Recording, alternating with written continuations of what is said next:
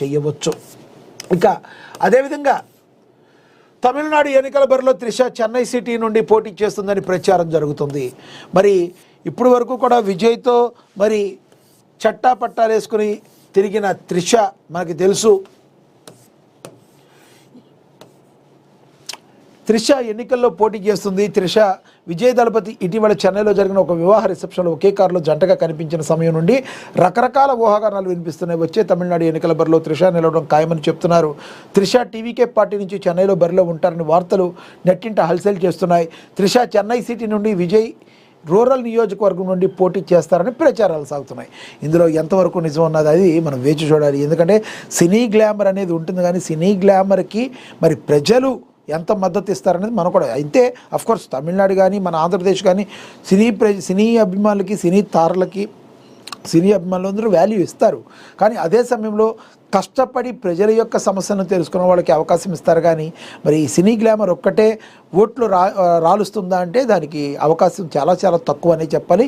దానికి ఉదాహరణలు చాలా కోకొల్లలుగానే ఉన్నాయి. చూడాలి మరి ఇవన్నీ కూడా మరి గాల్లో వచ్చే వార్తల నిజమైన వార్తలు తెలవాలంటే మరి కొంతకాలం అయితే సమయం అయితే పడుతుంది. ఇక అదే విషయంగా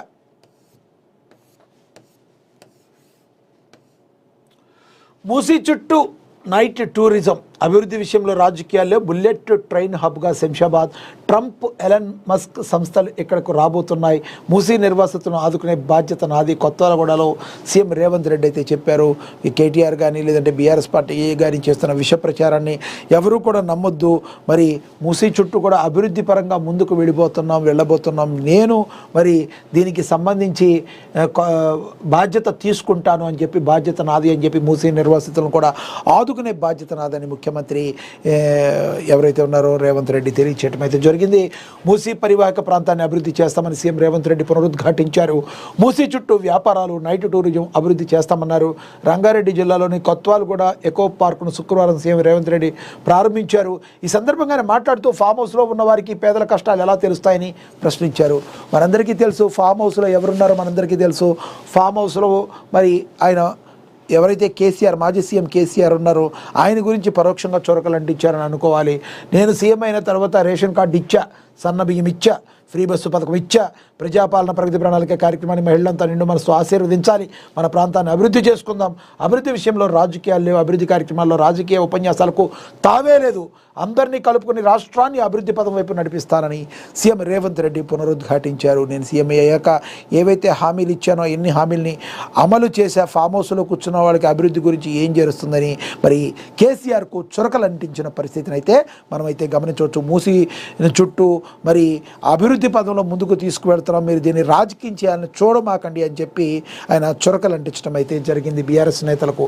ఇక ఈ సుందరమైన హైదరాబాద్ను సుందరమైన, పరిశుభ్రమైన, ఆహ్లాదకరమైన నగరంగా మారుస్తామని, ఈ క్రమంలో ఒక్కరికి అన్యాయం జరగనివ్వమన్నారు. ఎవరి అనాథలుగా వదిలేయను.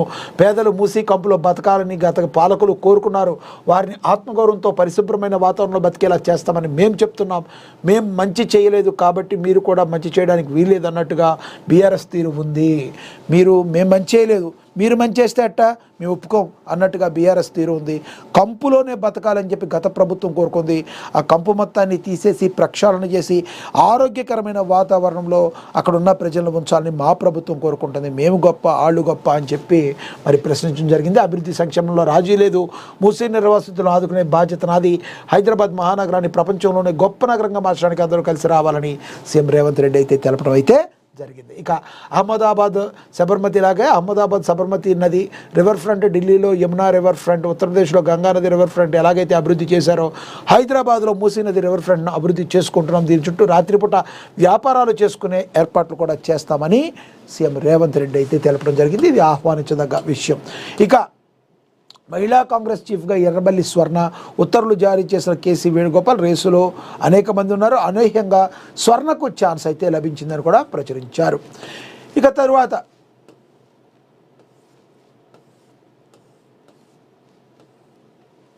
మార్చి చివరికల్లా నక్సలిజం నుంచి దేశానికి విముక్తి వస్తుందని మరి కేంద్ర హోంమంత్రి అమిత్ షా చెప్పడం అయితే జరిగింది. ఆయన మరొకసారి పునరుద్ఘాటించారు.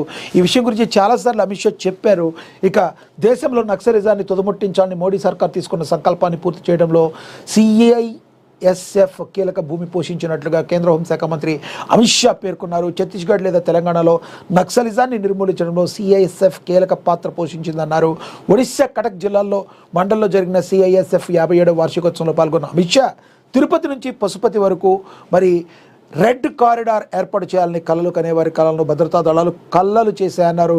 దేశంలో శాంతి వాతావరణం నెలకొన్నప్పుడే ఆర్థిక వృద్ధి సాకారమవుతుందన్న షా, అదేవిధంగా దేశాన్ని ప్రపంచంలోనే అతిపెద్ద ఆర్థిక శక్తిగా తీర్చిదిద్దాలంటే పరిశ్రమలు అభివృద్ధి అవసరమని షా నొక్కి చెప్పారు. అయితే ఆ బాధ్యతను సిఐఎస్ఎఫ్ సమర్థవంతంగా నిర్వహిస్తుందని పేర్కొన్నారు. మార్చి చివరికల్లా దేశానికి నక్సలిజం నుండి విముక్తి కల్పిస్తామని మరి కేంద్ర హోంశాఖ మంత్రి అమిత్ షా మరొకసారి పునరుద్ఘాటించారు.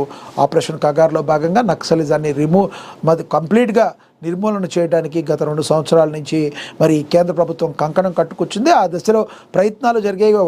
కొంతమేరకు సక్సెస్ అయిందనే చెప్పాలి. ఎందుకంటే మరి ఒక రకంగా చెప్పాలంటే నక్సలిజం అంతమవడానికి కారణం ఓన్లీ భద్రతా దళాలని కానీ ప్రజల్లో, అక్కడ నివసించే గిరిజనులు కూడా కొన్ని మార్పులు వచ్చాయి. ప్రజాప్రభుత్వాలని మరి అక్కడ ఉన్న గిరిజనులు నమ్మటం స్టార్ట్ చేశారు. తద్వారా ఒకప్పుడు ప్రజలు కష్టాల్లో ఉన్నప్పుడు పుట్టిన మరి నక్సలిజం ఇప్పుడు ప్రజల కష్టాలు మరి ప్రజాప్రభుత్వాలు కష్టాలు లేకుండా చేస్తూ ఉండటంతో అక్కడ వారిని ఆర్థికంగా అభివృద్ధి చెందేందుకు ప్రభుత్వాలు ప్రయత్నించడంతో మెల్లమెల్లగా మరి నక్సలిజం కావచ్చు, మావోయిజం కావచ్చు తమ ఉనికిని కోల్పోతూ వచ్చాయి. తద్వారా కొంతమంది ఇప్పటికీ కూడా ఎవరైతే నక్సలిజం